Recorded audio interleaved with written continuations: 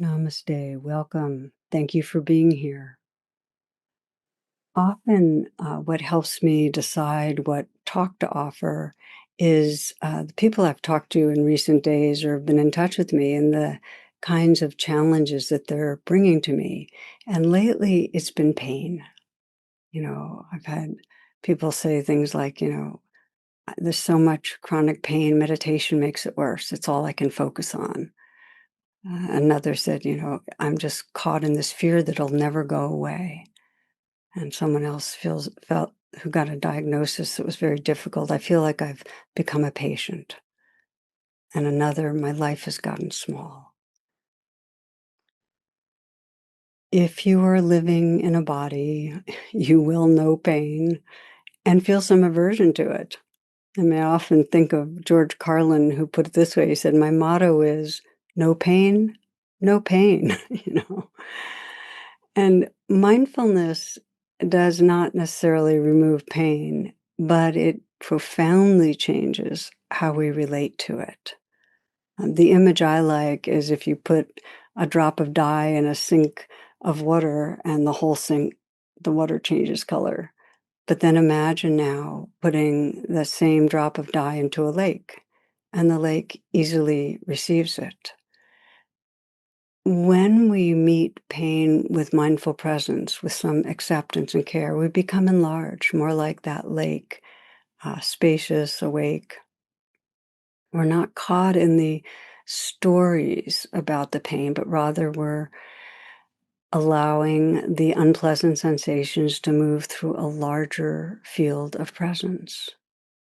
Now, I want to name when pain is really strong, it can take over and leave little space for mindful presence. And it's important to know that what we practice does get stronger. And with practice, we can discover an increasing capacity for the kind of presence and space and ease that allows us to be in the midst of pain and have some inner freedom. And that means that we're no longer waiting for life to be different before we live it. If we have chronic pain, there's a way in which there's enough freedom and spaciousness we can live our moments. We're learning how to inhabit this life, this moment exactly as it is. So I hope you find value in this talk from the archives, that I hope it helps you find more freedom in the midst of the inevitable pain that visits our lives. I was talking a few days ago with some old friends who are both old friends and older. And we were talking about body stuff, which is sometimes a conversation that happens. And one of them mentioned that this is how it is when you get old. You have an organ recital. And which reminded me of a story that I thought I'd share with you, of a group of seniors who were talking about their ailments. And one of them said, my arms have gotten so weak, I can hardly lift this cup of coffee. And another one said, I couldn't even mark an X at the election time. My hands are so crippled. And a third one says, speak up. What? I can't hear you. Next one, I can't turn my head because of arthritis in my neck. Another, my blood pressure pills make me so dizzy I forget where I am and where I'm going. One more is, I guess, that's the price we pay for getting old, winced an old man as he slowly shook his head, and the other nodded in agreement. But then one person spoke up cheerfully, well, count your blessings. Thank God we can all still drive.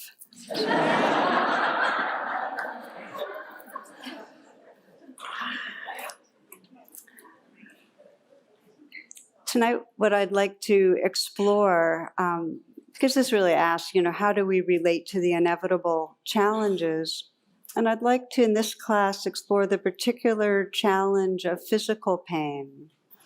And physical pain, we'll be investigating it, and the focus will be physical, although the understanding is that it's entirely linked with mental pain. When we are emotionally in pain, we feel it physically in our bodies, so you can't really separate them. But I'd first like to start, as I sometimes do, and check in with you and ask how many of you have really struggled with acute pain.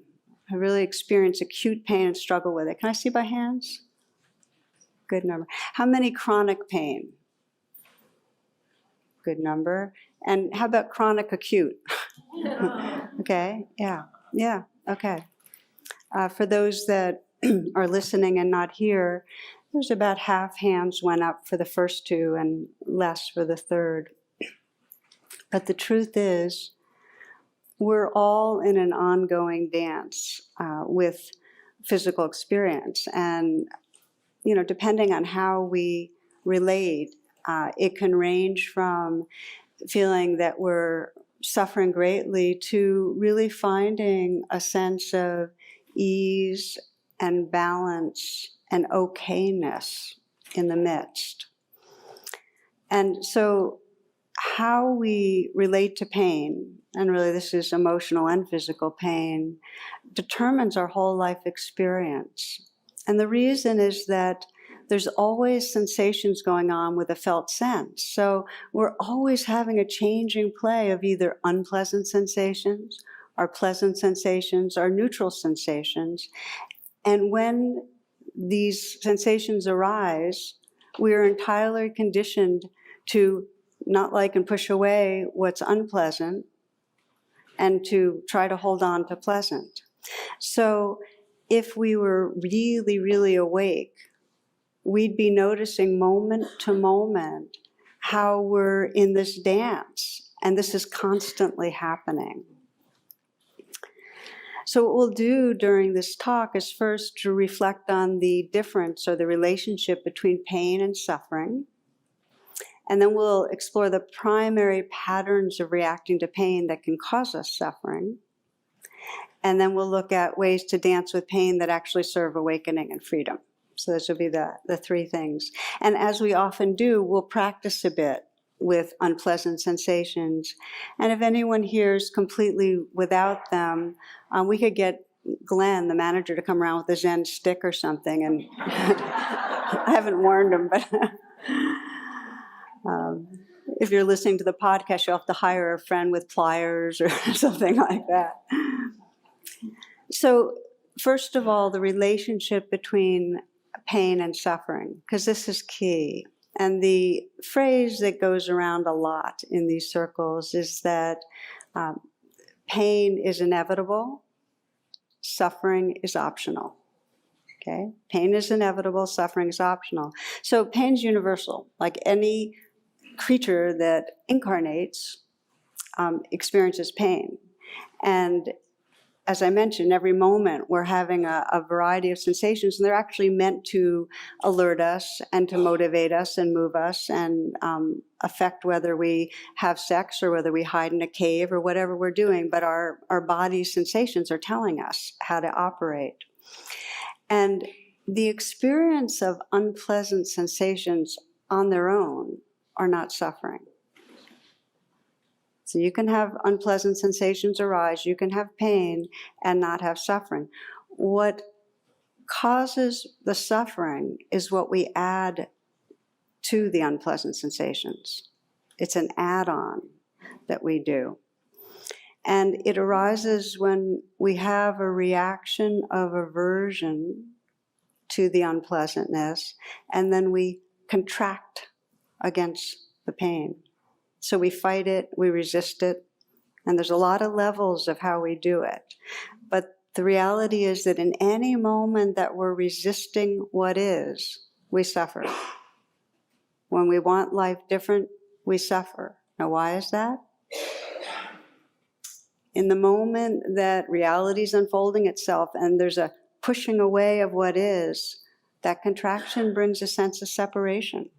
We're in opposition. We are no longer feeling part of the flow, part of a belonging to the whole. And that's the grounds of suffering. So the kind of faux formula for this is pain times resistance equals suffering. So this is going to be the ground of everything we're exploring. If you watch yourself through the day, you'll notice that you're always trying to make yourself more comfortable, trying to move away from discomfort. It's going on all the time. And if you become more and more conscious of it, you'll notice in a more and more subtle way that in the moments that you're trying to control things, you're not fully here. Does that make sense? That if we're trying to control pain and pleasure, we're not inhabiting the moment. We're certainly not listening. We're certainly not really engaged. So the teaching is that pain times resistance equals suffering. Pain times no resistance equals freedom. That's the other side of it. And I think childbirth is probably the most, easy to get example that women are trained in childbirth that when the contractions arise, to do what? Not fight them, just go with them. Let them move through you, right? Let life live through you. So, and they're also trained, understand that if a contraction arises and you tense against it, it actually creates more suffering. And this is the principle for all of life. Anything we tense against creates more suffering. But you can really get it in childbirth. And I can say for myself, I remember this now a little more from a distance because I don't have all the chemicals flooding through me, but I remember I had my son Narayan at home, and I had a midwife, and I wasn't medicated, and I had done all sorts of tons of yoga and meditation and being with it and breathing with things and letting stuff move through me. So, I was doing quite well for quite a while, and then at a certain point, and I wasn't contracting against the contraction, but at a certain point, and this is when he was crowning, which means the head was just kind of coming down the canal and about to come out. The pain level shot up to a quantitative different level. And I remember thinking, oh, something's gone wrong. Okay? And this is a cue to what causes the suffering. With that add-on, it was no longer just intense unpleasantness. There was the add-on of something's wrong, and then I tensed against it, and then I started fighting the process, not going with the process. And I remember my midwife had to reassure me and say, that's what happens at this point of things. It gets worse, it gets intense, it's okay, it's actually part of it. And when I got the it's how it is, it became again intensely unpleasant, but I could be with it. So what we're talking about in the Buddhist tradition, and Buddhist psychology, is called the second arrow. That the first arrow is the intense unpleasantness, and the second arrow is we add something to it, like this is wrong, it shouldn't be happening, it's bad, and then all of a sudden we're suffering a lot more. It's like when we get sick or injured and we add to it this anxiety about how long is this going to last, or how much worse is it going to get, Then we get, am I going to get sidelined in terms of work? Am I going to lose physical capacity? That's the second arrow. We go from just this moment, it's unpleasant, to a feeling of squeeze and disconnection and suffering. Okay, so these are the words from the Buddhist scriptures. The Blessed One, that's the referral to Buddha, said, when touched with a feeling of pain, the uninstructed run-of-the-mill person sorrows, grieves, and laments, beats his breast, becomes distraught. So he feels two pains, physical and mental, just as if they were to shoot a man with an arrow and right afterward were to shoot him with another one, so that he would feel the pain of two arrows. In the same way, when touched with feeling of pain, the uninstructed run-of-the-mill person sorrows, grieves, and laments, beats his breast, becomes distraught, so he feels two pains, physical and mental.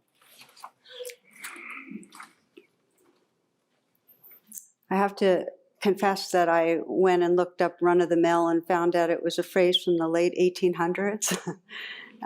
In America, so I figured the Buddha was really forward-looking, and but I get off my point here. So something happens when we have an experience and then we add to it. And yet it's very much our conditioning, and especially in contemporary culture, when physical pain arises, we add something to it.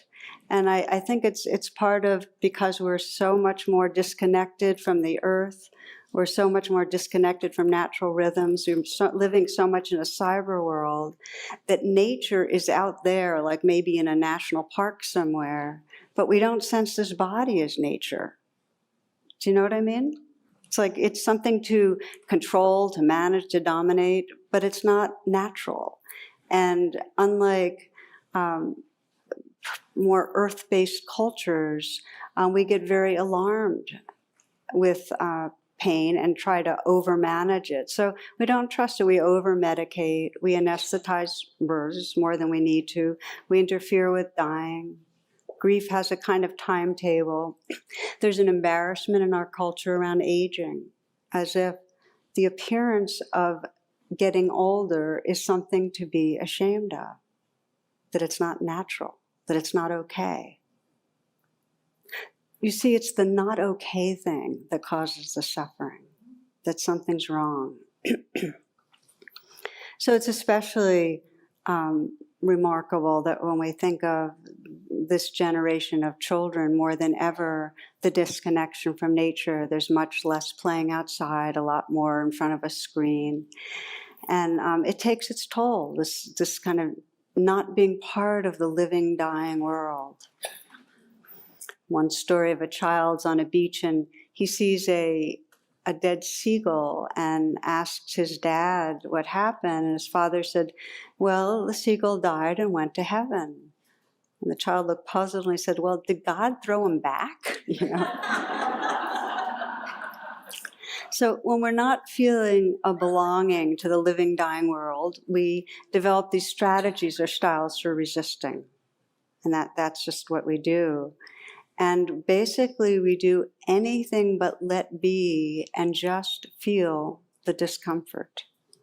We don't have much tolerance for discomfort.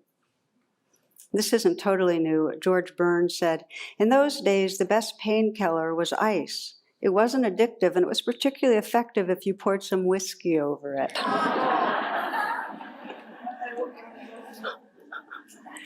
So, I think one really wholesome way of understanding pain is as nature's messenger. It's a messenger basically alerting us to what's going on in our body or mind, and that our job is to be present, to listen, to take care as best as we can. And so sometimes the message is for immediate action. We feel, burning heat and we move our hand from a fire, or there's acute chest pain and we, shortness of breath and we call 911. And other times the message is to avoid further injury by staying still.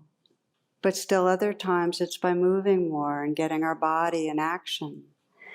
And when we're dying like an animal seeking solitude, pain can be a message to guide us to find a kind of inner sanctuary of quiet and peace.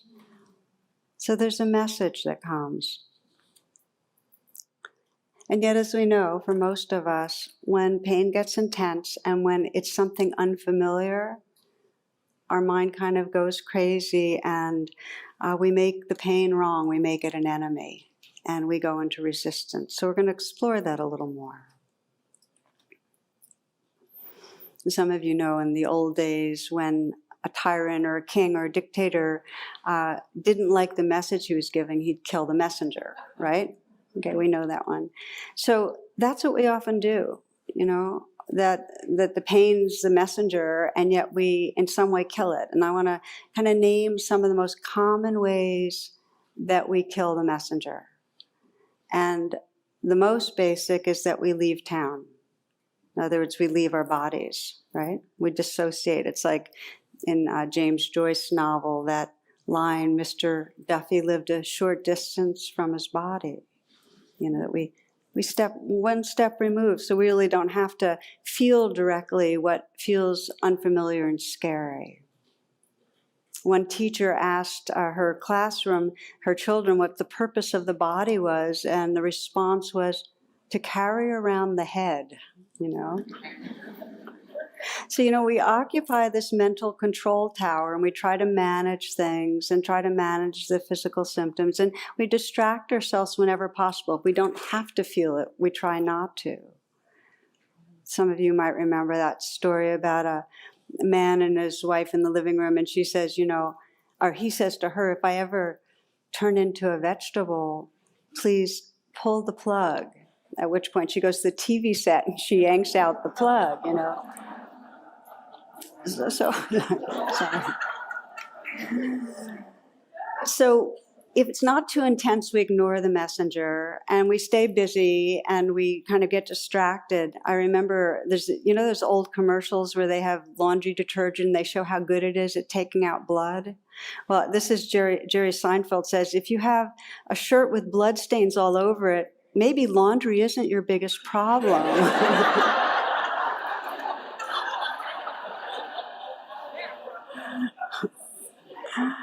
So other strategies that we have when we can't get away from it, we start running a lot of stories about it. And one of the stories is the worry story about seeing if we can predict what's next, what's going to go wrong. We obsess about what it's going to mean in our lives. And that's the one where we often can get something slight, like, a little kind of an ache or a ting in a certain part of our head, and we immediately, go brain tumor, or it can be anything like that, any part of the body, it's not familiar. And we have our pathways of the worst possible scenario. We know that, we do that. So that's one way we kind of are wrapping around to try to steel ourselves for what's around the corner. Another one is the obsessing on how to fix it.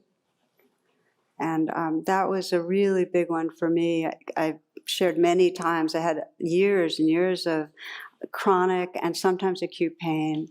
And it would spin me off. I'd spend so much time way past what was at all useful, trying to figure out what was wrong and how I could fix it. Anything but just sit with the unpleasantness. So that's one is a big one, how to fix. And then another one is blame, that we can get into the story of how we blew it, how it's our fault that we're sick. And I feel a lot of sorrow when I think of that. How many of us feel sick? That's the first arrow. And then the second arrow of, I don't know how to take care of myself well. I always overdo it. Whatever it is. And again, I share this from knowing it from the inside out, that in some way I felt embarrassed that I was sick, as if I had done something wrong. The second arrow. Then, of course, we can also feel sick and then start blaming others around us. It's just a way, again, to leave ourselves. In one story, a husband was laid up in bed with both legs in a cast and his partner's mopping his brow. And he has tears in his eyes. He says, you were right there when I fell off the roof cleaning the gutters yesterday. You were there when my business failed. You were there when I had that horrible car wreck. Now that I think on it, you're bad luck. So we can get victimized. So what I'm doing right now is just sharing, having us really look at all the different ways we do anything but simply be with the changing flow of sensations. So I'd like to invite, just for a moment, we'll take a pause, and just to have you consider what your dance with pain is. And just to let yourself sit still.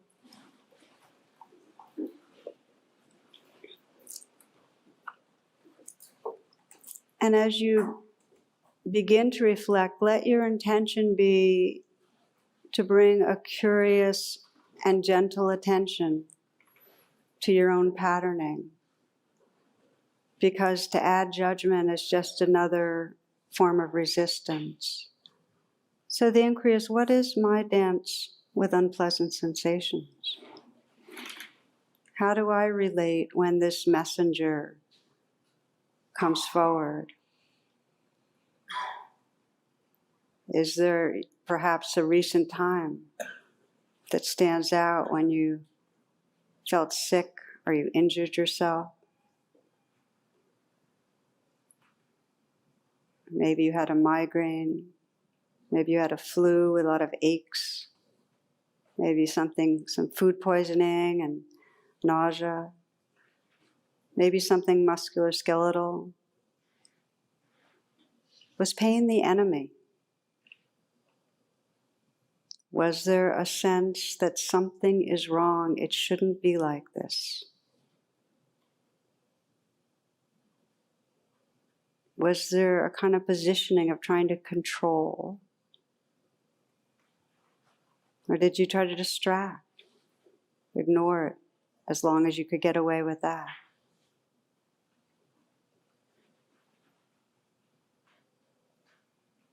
Was there any mental obsessing? How should I fix this? What's the ramifications? Or maybe your dance was a dance more in the flow with the listening. What's the communication here? And with the presence.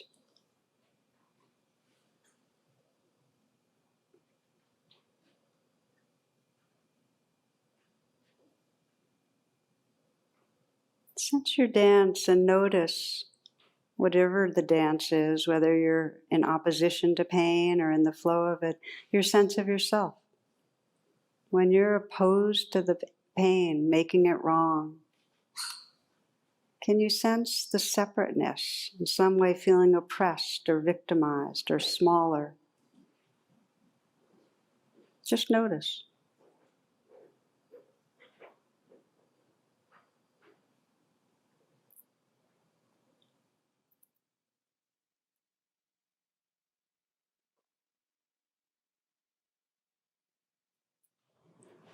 I'll name some of the symptoms of being at odds with pain, making it the enemy. And one is that we get tired more often because it takes energy to keep walling off pain.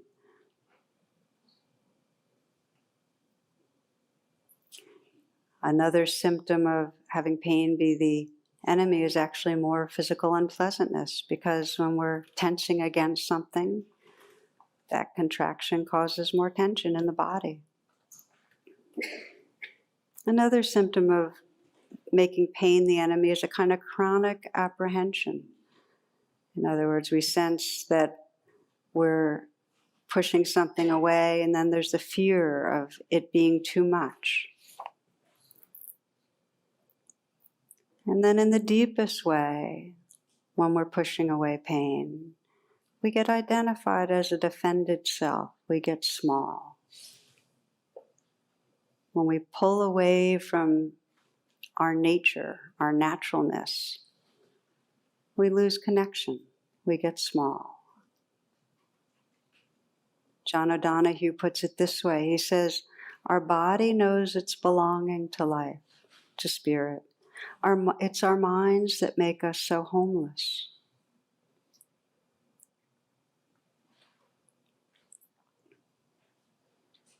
Okay, so opening your eyes. So again, you can be listening to this as both physical pain or emotional pain, but when our response is to make it the enemy, our physical pain, our depression, our fear, our hurt, or anger, when we make the unpleasantness the enemy, we disconnect from a sense of wholeness. We become homeless in a way. We become a separate self, a defended self. So there's a wisdom in us that recognizes that. There's something in us that knows that when we resist how life is, it causes trouble. We know that. And that knowing is what turns us to deepen our attention, to learn to be more awake in our dance with pain. And that's where we're going for the rest of this talk, because this is really the invitation of the path, that we have this capacity to deepen our attention and to change our relationship to pain, to have pain become a portal, so that when we feel physical discomfort or emotional discomfort, rather than the enemy, it is the way. It's the way to a deeper sense of presence and wholeness. It's actually a portal. So let's look at this now. I think of the basic guideline is, instead of resisting, some of you might have seen this, there's a bone-shaped necklace. There's like a tag, it's like a bone with a cord to it. And the words on it are sit, stay, heal. You know? So that's really what it is. It's like stay right here. So the first step of the training in shifting this dance is really the practice that so many of you have been engaged in, which is to become awake in our bodies and mindful of sensations. Can you right now just pause and feel sensations inside your body, whether they're pleasant or unpleasant or neutral? To be mindful of sensations is to notice the particular texture or density, the particular ways that they change. You might name sensations, and if they're unpleasant, words like twisting, burning, pressing, aching, heavy. The first arrow, these unpleasant sensations, if we can be mindful of it, is just pain. It becomes suffering when we add something. So the second place of mindfulness is to notice our attitude. Notice if, as you pay attention to sensations, is there an attitude or reactivity, that judging, that feeling oppressed, that feeling victimized. The attitude that most serves as you begin to deepen this presence and dance with pain, first is to forgive the resistance, because resistance is typically there. And if you start saying, oh my God, look how much I resist pain, and then get caught up in that, then you're just living in another second arrow, right? Okay, so first, forgive the resistance. It's just part of your human body's conditioning to not like pain. Forgive it, see it and forgive it, and then get interested. Interest will take you a really long way if you really say, what is this constellation of sensations like? And how is it changing? Where is it? What is it communicating? Get interested. And the last piece of attitudinal positioning is friendliness. See how kind you can be. Then the next piece to mention is, when we are in reaction to pain, this is important to know, our attention fixates.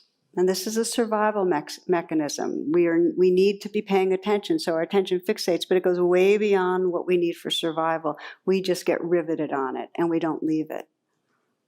You know what it's like when you have a chip in your tooth and you cannot keep your tongue from it? You know, that it's like that. You know? So part of the finding a dance with pain is to sense the space that's here. Because if we're fixated, there's going to be tension and we're going to be at war. So I'd like to explore with you how to work with space so that you can actually come into a balanced dance with unpleasant sensations. And then we're going to practice a little. One of the strategies has the language of zones. And zone 1 is the area of where you feel unpleasant sensation. So you just become aware of zone 1 and you say, okay, this is unpleasant sensation. And just get to know, you just say, okay, it's right in this area and it feels squeezing, pressing, burning, twisting, whatever it is. But then you find zone 2. And it's really important not to hang out in zone 1 too long, because you want to make sure you've got zone 2, which is going to connect you with something that's got more space and freedom to it. Zone 2, there's a lot of different options, is a part of the body where you feel pleasant sensations, or at least neutral sensations. Because if you can establish a zone 2, you can begin to train yourself to hang out in zone 2, and then just very tentatively dip in and out. But you've got a resting place where you're not so contracted, where you can have more resilience and more grace in being present. Is this zone thing making sense so far? Raise your hand if you feel confused, just so I can, because I might re-explain if there's any confusion. So zone 1 is the intense, unpleasant sensations themselves. And zone 2 is anywhere you can find in your body. I find sometimes my hands are very easy.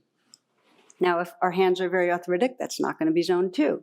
Then we find maybe that there's that kind of flickering and tingling and vibrating in the eyelids or at the lips or the feet. Okay? But we find a zone 2. And so you spend some time really establishing presence in zone 2, and then you can begin to dip in to zone 1. The more intense and disconcerting the unpleasantness, the more you stay in zone 2. And you might even extend zone 2 further out, which means perhaps instead of a part of your body, zone 2 is sounds. Listen to sounds. Or you might sense zone 2 as the colors or dance of shadows outside of you, or the space outside. So you take it into the outer world. Okay, now we're going to keep exploring these zones, but bring it a little more close in and subtle. Because if you're doing zone 2 and it's kind of, let's say it's your hands and you're mostly staying there and you're just dipping in, there's still a sense of tentativeness and we're not really opening. That's kind of setting up a little more balance. But if you want to begin to bring a more full presence, you still have zone 1 as the intensity, but zone 2 is the space that's right around it.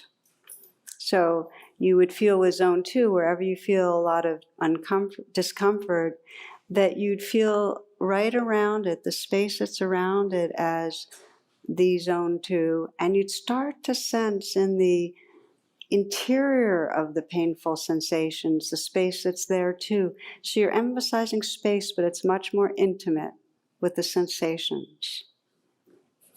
At this point, you're coming very, very close into the sensations, but finding the space right there, right around it and inside it.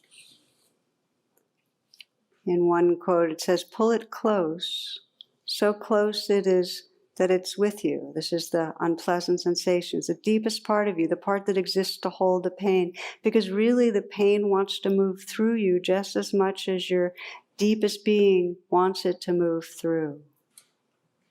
As Rumi says, the cure for the pain is in the pain.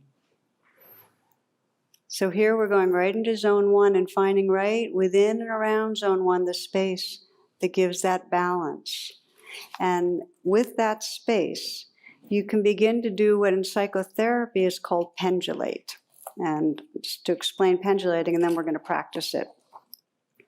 Pendulating means that we feel both the space and the contact with the sensations, and we go back and forth, until there's no more a back and forth. There's a simultaneous sense of space and sensation, and there's no struggle, because we can inhabit the space and let the sensations live through us.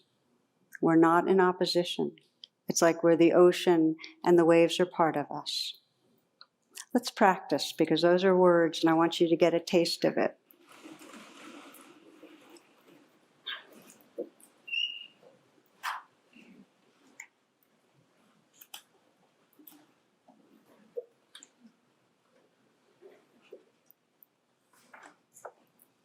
So as you're coming into stillness, just to know that when pain is really, really strong, it's not wise or compassionate to try to force yourself to be with. Being with is not always the best way to wake up.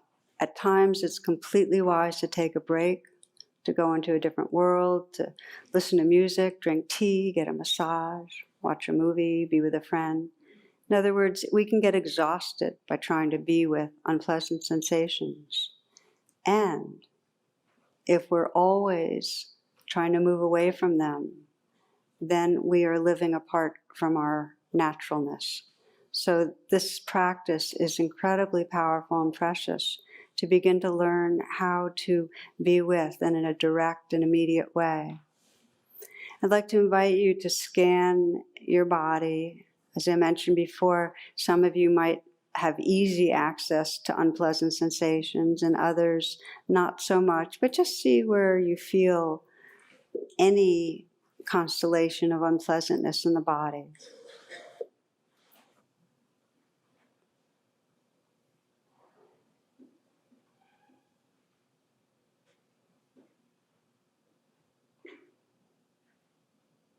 And let the attention notice enough about that area so you can feel where it is.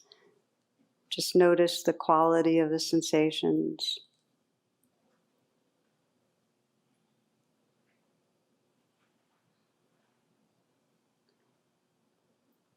And consider that zone 1. And find your zone 2. And you might begin, if you can, to find just some part of the body where really is pleasant or neutral. As I mentioned, for many, the hands, the lips or eyelids, the feet.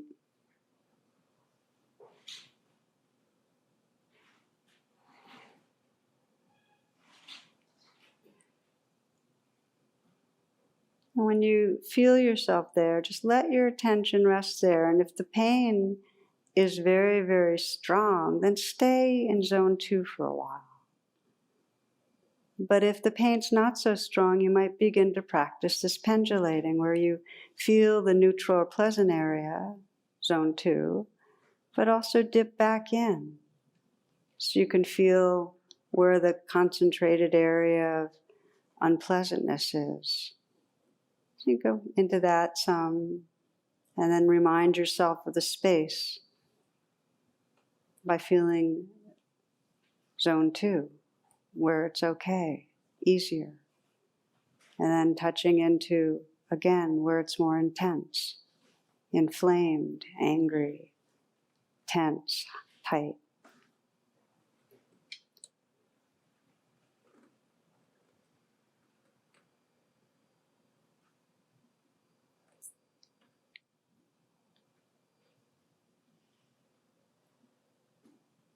And if that feels relatively easy for you, bring more attention into zone 1 now, going right into the sensations themselves.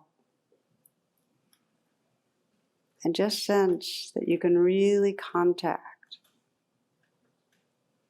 right at the center of where there's most intensity. And as you contact that, sense the space that's around it, so you can inhabit that space but still feel right into the intensity. See if you can find the interior of the intensity that there's space. So you're feeling right, contacting the intensity of sensation and sensing the space around and inside it. Let it float.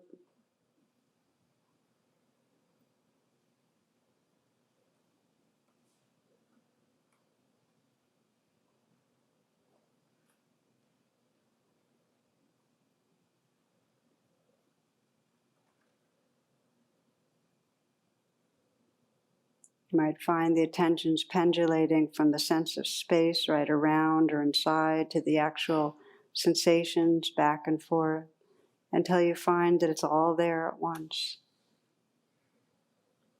Inhabiting the space of awareness where there's room for the sensations to unfold themselves, to float, to change, to be as they are.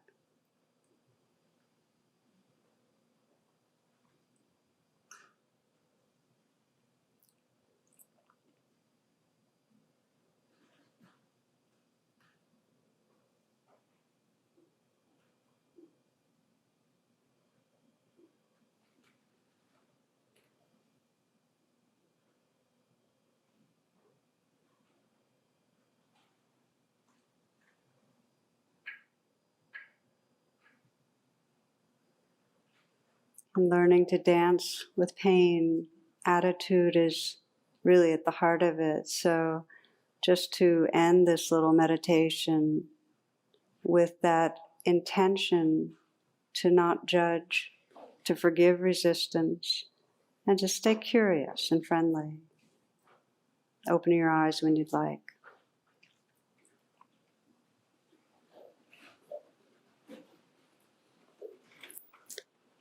We're going to talk about a few other dimensions of learning to dance with unpleasantness before we close.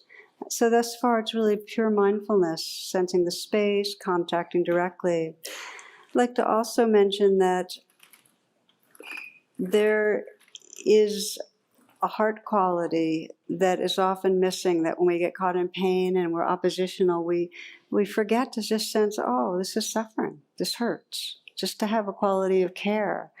One man just did an experiment. He had psoriasis on both arms, and he sent metta to just his left arm. Metta is loving kindness. And his left arm healed up, and his right arm didn't. And that's an N of 1. I haven't asked other people to do it, but you get the idea that when we have a quality of kindness, it's nourishing.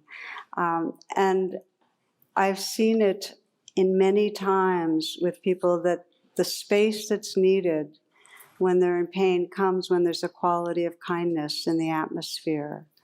It just gives space. And the story that most touched me about this, I heard from the founder of Zen Hospice, Frank Ossieski, who's very close to one man he was accompanying as he was dying, who had stomach cancer and was in a lot of pain. And he asked Frank to guide him in a meditation. And mindfulness would not work. It would not work to try to stay right close in and notice what was going on. It was just too painful. So what Frank did was a lot of kindness. He just put his hands on the man's belly to help hold the pain. In other words, to give some added space to be with it. And the man agreed, and he said, but it still hurts too much to be there with it. And so Frank put his hands a little further away from the man's belly, and he said, how's that? The man said, it's a little better. And then Frank put his hands even further. And what this is he's creating more space for this man to be aware of. And the man said, that's really lovely. And so Frank invited him to rest in that, inhabit that space. And the man said, just rest in love, rest in love. And from then on, there's a lot of pain. He'd push the morphine pump, but he just keeps saying, rest in love. Rest in love. And when his wife came in the next morning and she was very concerned about his dying process, he looked at her and said the same, just rest in love. And when we're in pain, if there's anything that can cut through the second arrowing, if there's anything that can give us a sense of the space and presence that allows us to have it be pain but not suffering, it's remembering that quality of kindness, that heart that can hold. In a related way, when we remember we're not alone in it, it really makes a difference. When we can remember other people feel this too, it immediately opens the field, and we're not so fixated. We're resting in something larger. This was very, very alive and real for me when I was most sick, that I was very much sensed the community of loss. I had a lot of people I knew that were sharing with me, because this is how it goes when something goes on with you, other people that have the same share, how much they were living with pain and loss. And I remember in the moments that I was working, let's say I was on a retreat and helping to keep company with someone else going through a lot, those were the moments when I could feel the pain in my own body, and yet there was so much space that it was really okay. There's something about really knowing that we're part of something larger that makes room for the pain. It goes from my pain and my resistance to the pain and the resistance. Makes a huge difference. So what we're exploring really in this class, in this dance with pain, is that in the moments that we oppose and fixate, we become a separate self at war. In the moments that we lean in some and open and find some space but stay in contact, we re-enter the flow.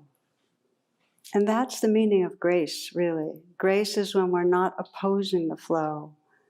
We're actually in a dance that is really filled with presence and with heart.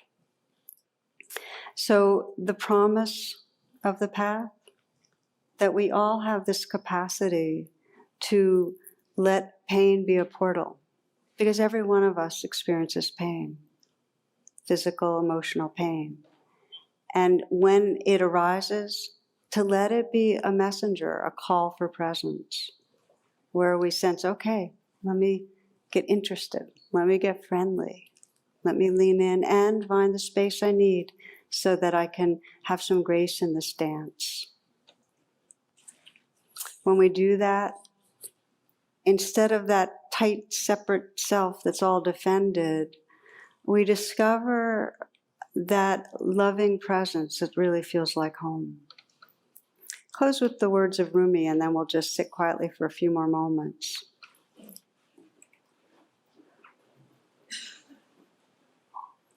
Little by little, wean yourself. This is the gist of what I have to say. From an embryo whose nourishment comes in blood, move to an infant drinking milk, to a child on solid food, to a searcher for wisdom, to a hunter of a more invisible game. Think how it is to have a conversation with an embryo. You might say, the world outside is vast and intricate. There are wheat fields and mountain passes and orchids in bloom. At night there are millions of galaxies, and in sunlight the beauty of friends dancing at a wedding. You ask the embryo, why stay cooped up in the dark with eyes closed? Listen to the answer. There is no other world. I only know what I've experienced. You must be hallucinating. There is another world when pain arises. We don't have to collapse into that dark, contracted place. There is another world that has love and presence and grace and ease, and it becomes available just by choosing presence, intelligently, but choosing presence. So let's close tonight. Just take a few moments, if you will, to again close your eyes.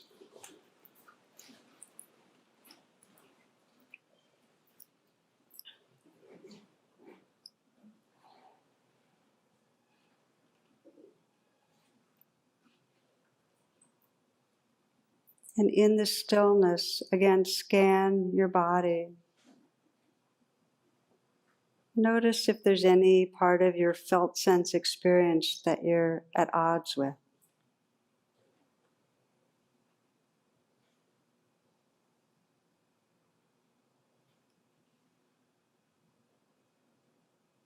Feelings of discomfort that bring up fear, that have you pull away, contract.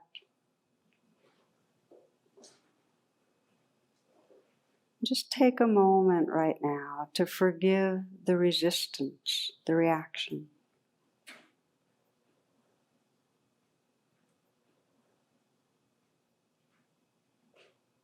To forgive or allow the pain.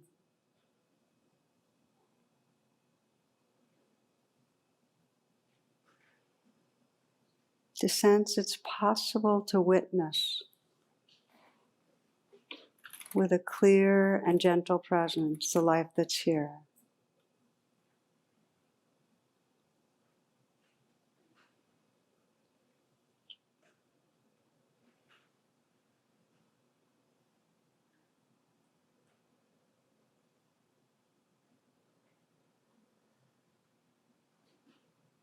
And to sense that mystery of vast, wakeful presence. That's who you are when you're allowing the flow.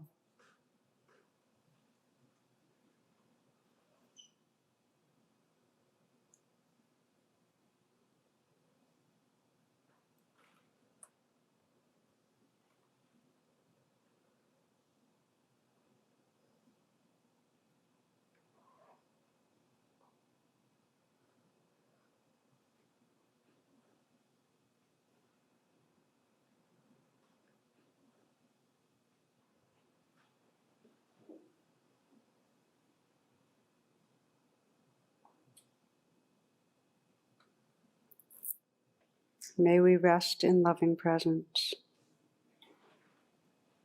May we know loving presence as the deepest truth of what we are. And may this loving presence ripple out in all directions to bring healing to our world.